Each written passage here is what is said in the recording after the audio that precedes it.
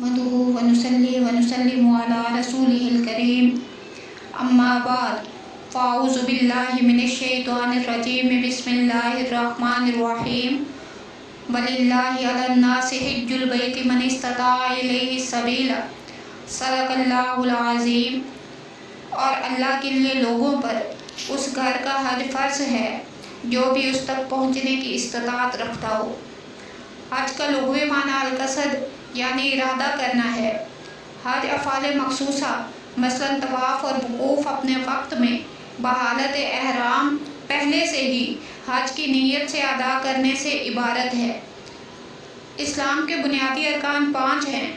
Number 1 कलमा शहादत, number 2 नमाज, नंबर 3 रोज़ा, नंबर 4 ज़कात, नंबर 5 हज। कलमा शहादत मक्कातुल मुकर्रमा में फ़र्ज़ हुआ। नमाज मक्कातुल मुकर्रमा में फ़र्ज़ हुई।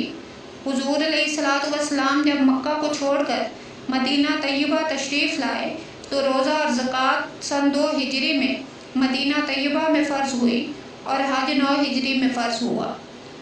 नबी अलैहिस्सलातु वस्सलाम ने अपनी पूरी हयात तैयबा में 4 उम्रे अदा फरमाए और सन 10 हिजरी में 1 हज अदा फरमाया।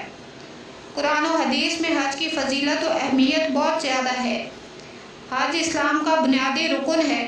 ये हर उस शख्स पर ज़िंदगी में एक मरतबा फ़र्ज़ है जो साहिब इस्तिताअत हो। हज इस्लाम की बुनियादी तालीमात में से एक ऐसा रुकन है जो इज्तिमाइयत और इत्तेहाद व यगानगत का आइनादार है।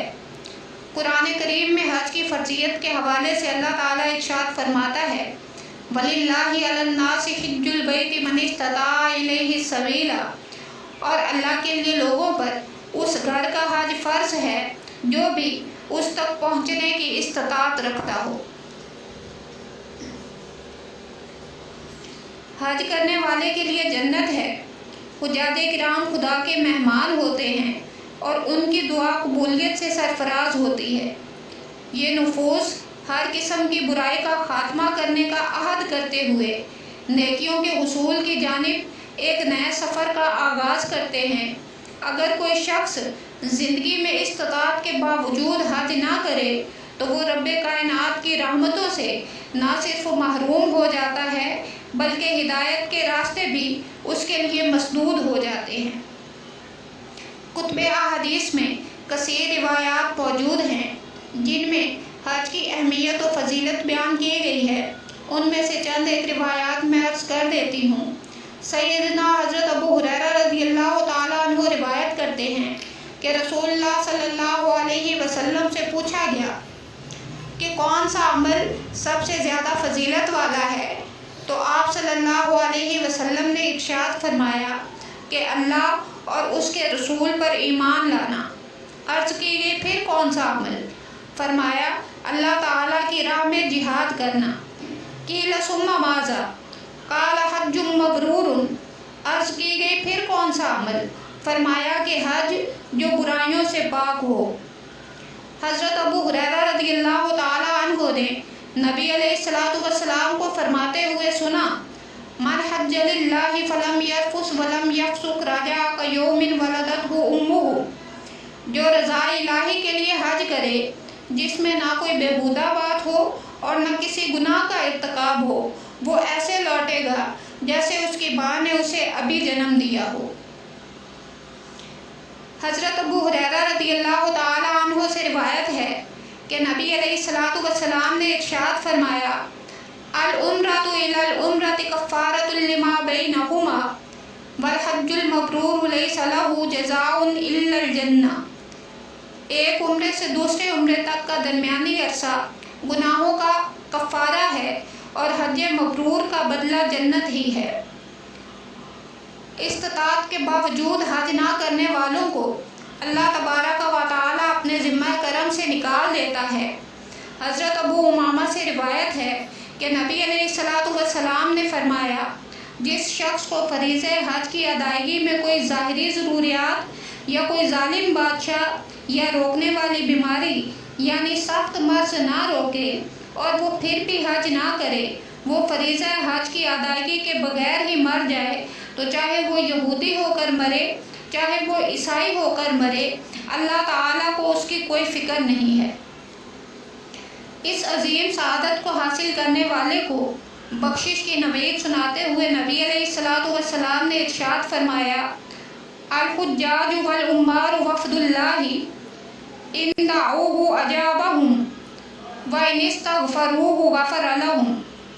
حج اور عمرہ کرنے والے اللہ تعالیٰ کے مہمان ہیں، وہ اس سے دعا کریں تو ان کی دعا قبول فرماتا ہے، اور اگر اس سے بخشش طلب کریں تو انہیں بخش دیتا ہے۔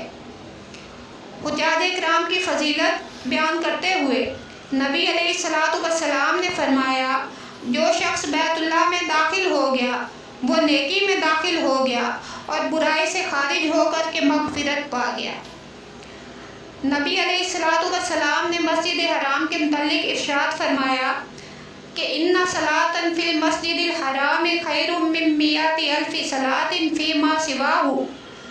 مسجد حرام میں ایک نماز پڑھنے کا ثواب باقی مساجد میں پڑھی گئی 1,00,000 نمازوں سے برتر و زیادہ ہے۔ حضرت عبداللہ ابن عمر روایت کرتے ہیں کہ نبی علیہ السلام نے ارشاد فرمایا کہ جب تم حاجی سے ملو تو اس سے سلام اور مصافحہ کرو اور اسے گھر داخل ہونے سے پہلے اپنی بخشش کی دعا کی درخواست کرو کہ وہ بخشا ہوا ہے۔ نبی علیہ السلام نے ارشاد فرمایا: جو مسلمان حج یا عمرہ یا جہاد کی نیت سے نکلا اور راستے میں مر گیا، اللہ اس کے لیے حج، عمرہ یا جہاد کا اجر و ثواب لکھ دیتا ہے۔ حضرت سہل بن سعد رضی اللہ تعالیٰ عنہ روایت کرتے ہیں کہ نبی علیہ السلام نے ارشاد فرمایا کہ جب کوئی مسلمان تلبیہ کہتا ہے تو اس کے دائیں بائیں تمام پتھر، درخت، ڈیلے تلبیہ کہتے ہیں، یہاں تک کہ زمین ادھر ادھر مشرق و مغرب سے پوری ہو جاتی ہے۔ اقسام حج: ادائیگی کے طریقہ کے لحاظ سے حج کی 3 اقسام ہیں۔ نمبر 1، حج افراد۔ اس طریقے کو کہتے ہیں جس میں حج کا احرام باندھا جاتا ہے۔ حج کرنے والا اس میں عمرہ نہیں کرتا بلکہ وہ صرف حج ہی کر سکتا ہے، اور احرام باندھنے سے حج کے اختتام تک مسلسل احرام کی شرائط کی پابندی ضروری ہے۔ نمبر 2، حج قران۔ حج اور عمرہ کا ایک ساتھ احرام باندھا جاتا ہے۔ مکہ پہنچ کر پہلے عمرہ کیا جاتا ہے اور پھر اسی احرام میں حج ادا کرنا ہوتا ہے۔ نمبر 3، حج تمتع۔ وہ طریقہ حج ہے جس میں حج اور عمرہ کو ساتھ ساتھ اس طرح ادا کیا جاتا ہے کہ مکہ مکرمہ میں عمرہ ادا کرنے کے بعد احرام کی حالت سے باہر آ سکتا ہے اور پھر حج کے لیے 8 ذی الحجہ کو حج کے ارادے سے احرام باندھتا ہے، اور یہ سب سے آسان حج ہے۔ حج کے فرائض و واجبات: نمبر 1، احرام باندھنا، یہ فرض ہے۔ نمبر 2، وقوف عرفات، یہ فرض ہے۔ نمبر 3، طواف زیارت، یہ فرض ہے۔ نمبر 4، ان تینوں فرائض کو مقررہ مقامات اور مقررہ اوقات میں ترتیب کے ساتھ ادا کرنا، یہ بھی فرض ہے۔ حج کے اندر 7 چیزیں واجبات میں شامل ہیں۔ نمبر 1، مزدلفہ میں ٹھہرنا۔ نمبر 2، جمرات کو کنکریاں مارنا۔ نمبر 3، اگر حج قران یا حج تمتع کی نیت کی ہے تو قربانی کرنا۔ نمبر 4، سر کے بال منڈوانا یا کتروانا۔ نمبر 5، صفا اور مروہ کے درمیان طواف سعی کرنا۔ نمبر 6، طواف وداع کرنا۔ نمبر 7، طواف زیارت کے 7 چکر پورے کرنا۔ ان واجبات میں سے کوئی واجب بھی ترک ہو جائے تو ایک قربانی دینا ضروری ہے۔ ایام حج اور ارکان حج کی ادائیگی: 8 ذی الحجہ سے 12 ذی الحجہ کے 5 دن ایام حج کہلاتے ہیں۔ انہی ایام میں حج کے جملہ مناسک ادا کرنا ہوتے ہیں۔ ان کی تفصیل یہ ہے: 8 ذی الحجہ منا کو روانگی۔ حجاج کرام 8 ذی الحجہ کو مکہ مکرمہ میں نماز فجر ادا کر کے سورج نکلتے ہی منا کی جانب روانہ ہو جاتے ہیں۔